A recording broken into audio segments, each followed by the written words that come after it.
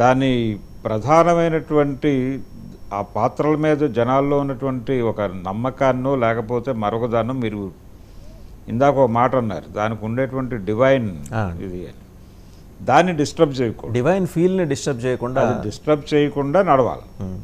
అది ఆ కేర్ డెఫినెట్గా వీళ్ళు తీసుకుంటారు. బహుశా అదే ఎన్టీ రామారావు గారి గురించి ప్రస్తావన కూడా మీరు చేశారంటే ఆయన ఆ పాత్ర కూడా ఎక్కడైనా మధ్యలో కనిపించే అవకాశాలు ఉన్నాయని, ఆయన ఫిలాసఫీలో కూడా ఆయన త్రిపురనేని రామస్వామి చౌదరి గారి చేత ఇన్స్పిరేషన్ పొందిన మహారథి గారు లేకపోతే కొండవీటి వెంకట కవి వీళ్ళందరూ ఎంత రేషనల్గా రాసేవాళ్ళు.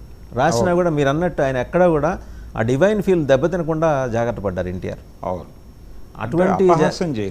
అటువంటి జాగ్రత్త మరి కల్కి అంటే చాలా వ్యాస్ట్ సబ్జెక్ట్. ఇప్పుడు మధ్యలో మరి బుద్ధుడిని కూడా తీసుకురావాలి, మరి బుద్ధుడిని మరి ఆయన కూడా ఉన్నారు కాబట్టి బుద్ధుడు ముందా లేకపోతే సనాతన ధర్మం ముందా అనే ప్రస్తావన కూడా వచ్చే అవకాశాలు ఉన్నాయంటున్నారు. ఇక్కడ కూడా ధర్మగ్లాని ఇవన్నీ చర్చలు వస్తాయండి ఈ సినిమాలో కూడా. అంటే మీకు అందుకనే అమితాబ్ క్యారెక్టర్ కొంచెం కీలకంగా కనిపించే అవకాశం ఉంది సినిమాలో.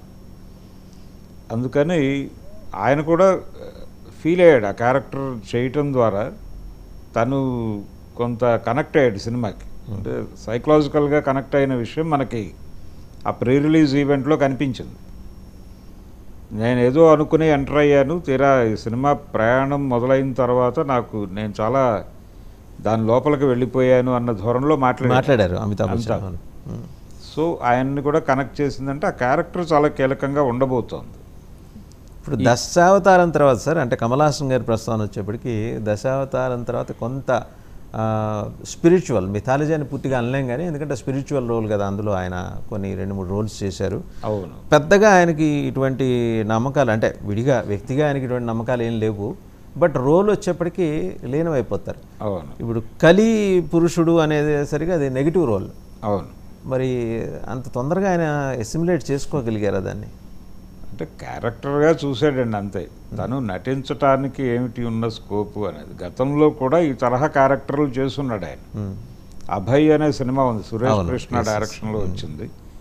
దాంట్లో అభయ్ క్యారెక్టర్లో ఆయన చాలా క్రూయల్ విలని, క్రూడ్ విలని కూడా ప్రదర్శించాడు. దాదాపు ఈ క్యారెక్టర్ కలిపురుషుడి క్యారెక్టర్కి వాళ్ళ మనసులో ఉన్నటువంటి నమూనా అభయ్ కావచ్చు. ఎందుకంటే గెటప్ అలా కనిపించింది. అభయ్ తరహా గెటప్లోనే కలిపురుషుడు దర్శనమిస్తున్నాడు మనకి.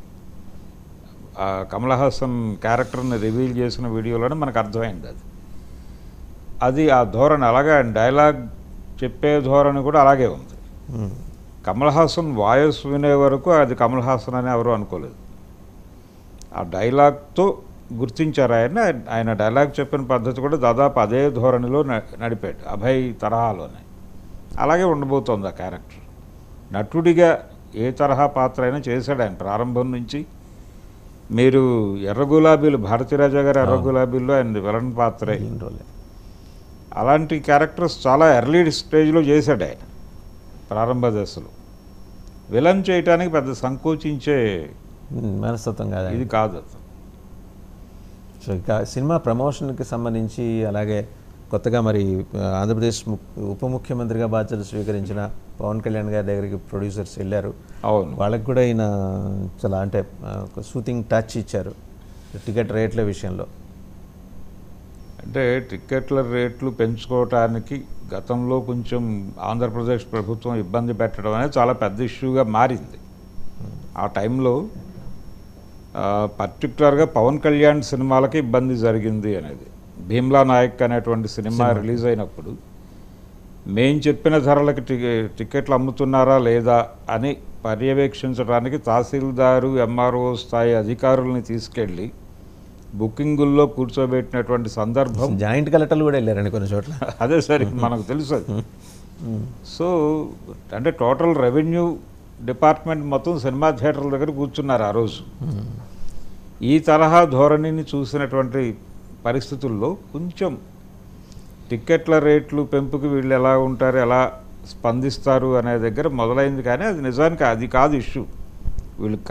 వీళ్ళు అంటే నిర్మాతలు వెళ్ళి కలవటం.